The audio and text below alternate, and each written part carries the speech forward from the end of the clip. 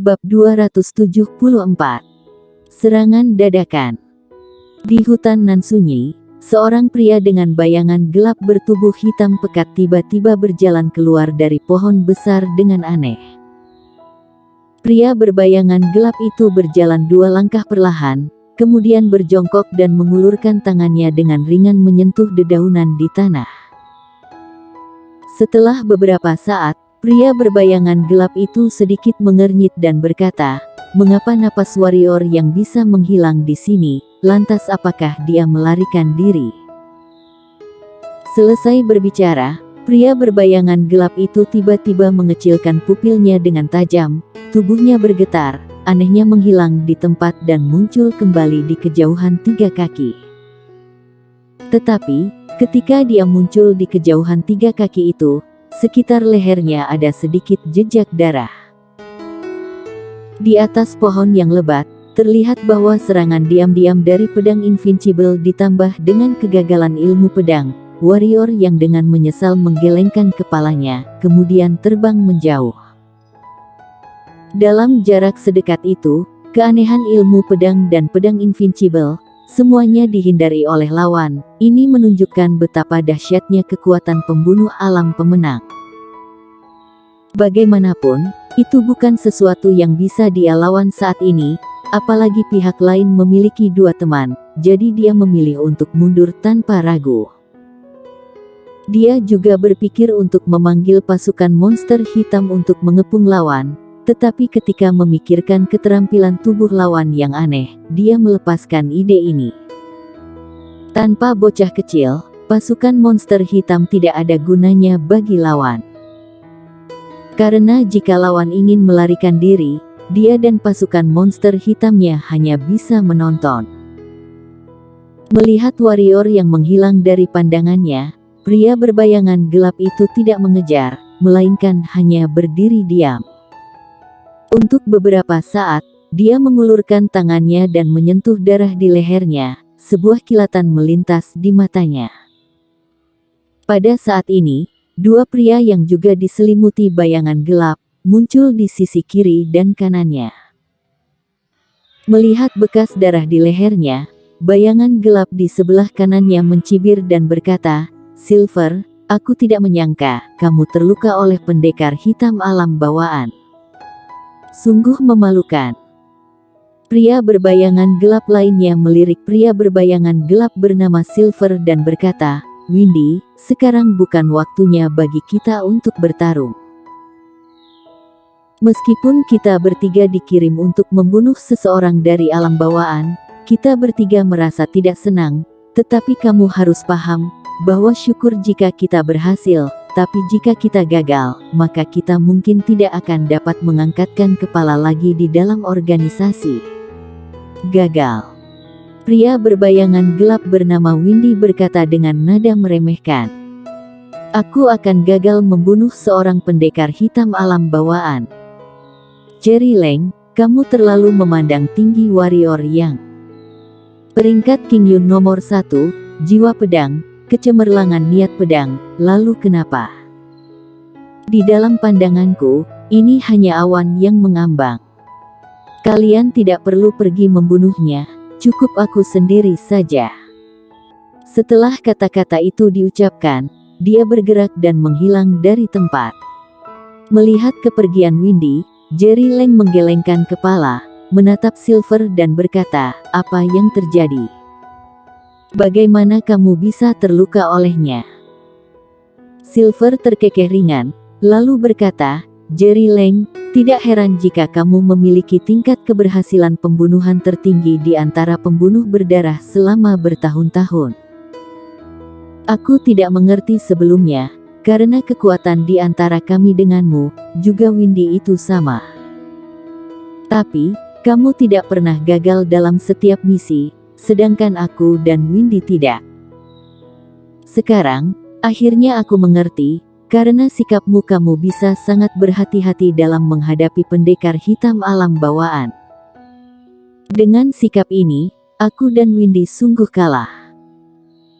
Jerry Lang berkata pelan, "Dia bukan alam bawaan biasa, 4 lapisan jiwa pedang, kecemerlangan niat pedang dan tubuhnya sebanding dengan level pemenang monster hitam, juga dapat mengaktifkan senjata Dao. Aku tidak berani meremehkan kekuatan seperti ini. Aku benar-benar tidak boleh meremehkannya. Silver sedikit mengangguk, dan berkata, sebelumnya, aku hampir mati karena meremehkan diriku. Aku pantas menjadi satu dalam daftar peringkat King Yun dan layak menjadi seorang anggota Kaisar Pedang Wilayah Selatan masa depan. Bagaimana dia menyakitimu? Jerry Leng bertanya tiba-tiba. Silver tersenyum kecil, tapi dia tidak mengatakan apa-apa. Dia bergerak dan menghilang dari tempat. Melihat kepergian Silver, sebuah bayangan melintas di mata Jerry Leng. Setelah beberapa saat, dia mendengus dingin dan juga menghilang dari tempat. Di hutan yang luas, warrior yang terus melompat, dia tentu tidak hanya melarikan diri secara membabi buta. Menghadapi para pembunuh ini, dia harus menemukan waktu yang tepat untuk mengambil tindakan. Jika tidak, dengan keterampilan fisik aneh para pembunuh ini dan berbagai teknik pembunuhan, jangankah untuk balik membunuhnya, hanya ada satu pertanyaan, apakah bisa bertahan atau tidak? Tiba-tiba, warrior yang berhenti dan melihat sekeliling. Warrior yang sedikit mengangguk kepala, posisi dia berdiri, tepat untuk serangan dadakan dan pembunuhan, karena di sekelilingnya penuh dengan rumput ilalang setinggi 1 kaki. Jangankan 1 orang, bahkan jika 10 orang berdiri di dalam, tidak ada satupun yang dapat terlihat dari luar. Setelah merenung sesaat, warrior yang menggerakkan pergelangan tangannya dan sebuah kotak pedang muncul di tangannya. Dengan pikiran 36 pedang hitam kotak itu berubah menjadi cahaya pedang, terbang di antara rerumputan. Setelah ragu sejenak, warrior yang menjentikkan jarinya, dan sebuah pedang hitam tergantung di hadapannya. Jimat sihir level tinggi muncul bersamaan dengan pedang hitam. Sebuah pikiran digerakkan, lalu pedang hitam terbang bersama dengan jimat sihir di dedaunan rimbun di atas kepalanya. Setelah melakukan semua ini, warrior yang menyelam ke dalam rumput liar, lalu menahan napasnya dan terdiam. Menghadapi pembunuh alam pemenang dan bahkan pembunuh elit di antara 5 pembunuh, dia tidak berani kecerobohan dan meremehkan musuh sedikit pun. Jadi kali ini, dia dapat dikatakan dia menggunakan kartu terakhirnya untuk membunuh lawan. Tentu saja, jika lawan muncul dengan 2 atau 3 orang, dia akan berbalik dan berlari tanpa ragu-ragu.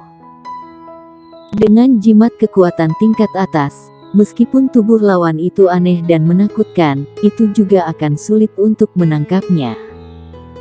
1 jam berlalu, tidak ada yang muncul. Warrior yang masih mempertahankan posisi, patung, menahan napasnya dan sedikit memejamkan sepasang matanya. Segera, 2 jam berlalu, dan 3 jam berlalu. Tapi, tetap tidak ada yang muncul. Dengan cara ini, 1 hari berlalu. Di semak-semak, warrior yang membuka matanya dan melihat ke sekeliling melalui celah-celah di rerumputan, sekelilingnya sunyi dan tidak ada gerakan. Warrior yang mengerutkan kening, tapi tidak bergerak, karena nalurinya mengatakan kepadanya bahwa semakin tenang, itu menandakan ada yang aneh. Waktu berlalu perlahan dan hari pun berlalu. Di antara rerumputan, warrior yang sedikit tidak sabar, tapi dia tetap tidak bergerak. Pada saat ini, dia sangat bingung. Sepanjang jalan, dia tidak menyembunyikan napasnya. Tidak hanya dia tidak bersembunyi, tetapi dia juga sengaja meninggalkan banyak jejak. Menurut pemikirannya, pihak lawan seharusnya akan mengejar. Tapi, mengapa tidak ada satu bayangan pun dalam 4 hari terakhir? Mungkinkah pihak lawan sudah menyerah untuk mengejarnya? Atau, apakah pihak lawan sudah ada di sini dan sama seperti dia, pihak lain sedang menunggunya muncul? Memikirkan hal ini, senyum aneh muncul di mulut warrior yang. Dia menggunakan pikirannya, kemudian pedang hitam yang tersembunyi 5 kaki di depan kanannya tiba-tiba bergerak sedikit, memotong beberapa rumput liar. Dan pada saat ini, perubahan tidak wajar terlihat, bayangan gelap tiba-tiba muncul dari pohon raksasa, dan melesat ke arah posisi pedang hitam dengan kecepatan yang sangat cepat. Dalam kegelapan, warrior yang melihat pemandangan ini dengan gembira, tatapan kejam terlihat di matanya. Dengan menggerakkan pikirannya, 36 pedang hitam naik ke langit, langsung mengelilingi orang-orang berbayangan gelap, kemudian berubah menjadi pedang bercahaya yang tak terhitung jumlahnya dan mengarah ke pria bayangan. Kali ini warrior yang tidak bergeming, dan jiwa pedang pun mengalahkan bayangan manusia itu. Pada saat yang sama, kaki kanannya terbanting ke tanah, dengan bantuan dorongan dari tanah, warrior yang menembak seperti granat ke arah bayangan hitam. Melihat adegan ini, wajah Windy berubah drastis. Pada saat ini, tentu saja dia sudah tahu bahwa dia berada dalam jebakan. Tentu saja, bukan karena ini ekspresinya berubah, tetapi karena kecepatan dan kekuatan dari 36 pedang hitam. Kecepatannya sangat cepat sehingga dia tidak bisa mengelak. Itu mengandung 4 lapis niat jiwa pedang hitam, kekuatan menakutkan di dalamnya, bahkan dia juga takut. Ketika dia datang ke tempat ini, bertahun-tahun karir pembunuh memberitahunya bahwa ada masalah dengan tempat ini karena terlalu sepi. Mengingat bekas darah di leher Silver, dia akhirnya memutuskan untuk lebih berhati-hati dan tidak pergi mencari orang.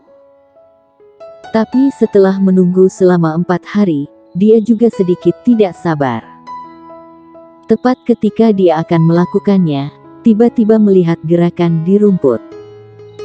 Ketika dia melihat adegan ini, pikiran pertama di benaknya adalah warrior yang tidak bisa menahannya. Ya, warrior yang bukanlah seorang pembunuh, bagaimana mereka bisa memiliki daya tahan seperti itu?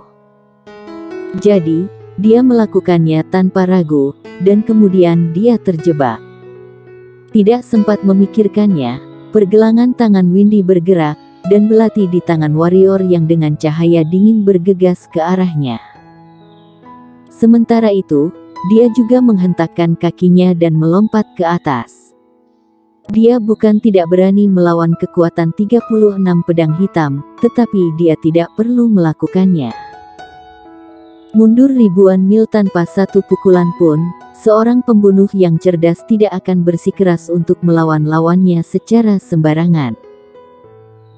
Melihat bayangan hitam itu mundur ke atas, mulut warrior yang mencibir, menggerakkan pikirannya, lalu pedang hitam tiba-tiba berubah menjadi cahaya pedang dan langsung turun. Bersamaan dengan turunnya pedang hitam, ada juga jimat sihir tingkat tinggi itu. Di udara, jimat sihir bangkit melawan badai dan langsung berubah menjadi pedang angin berbentuk setengah bulan. Ketika pedang angin muncul, pohon-pohon besar dalam jarak beberapa meter dari pedang angin tiba-tiba berubah menjadi potongan-potongan yang tak terhitung jumlahnya. Dan ilalang di bawahnya berubah menjadi potongan-potongan rumput. Melihat pedang angin tiba-tiba terjatuh, mata Windy terkejut dan membelalak. Dia tidak menyangka bahwa warrior yang ini memiliki jimat sihir tingkat tinggi dan dia masih menggunakan cara ini, sehingga dia bahkan tidak bisa menghindar sekarang ini. Sebelumnya ada pedang angin yang menakutkan, formasi pedang berisi kekuatan menakutkan di sekitar dan Windy merasa sangat ketakutan.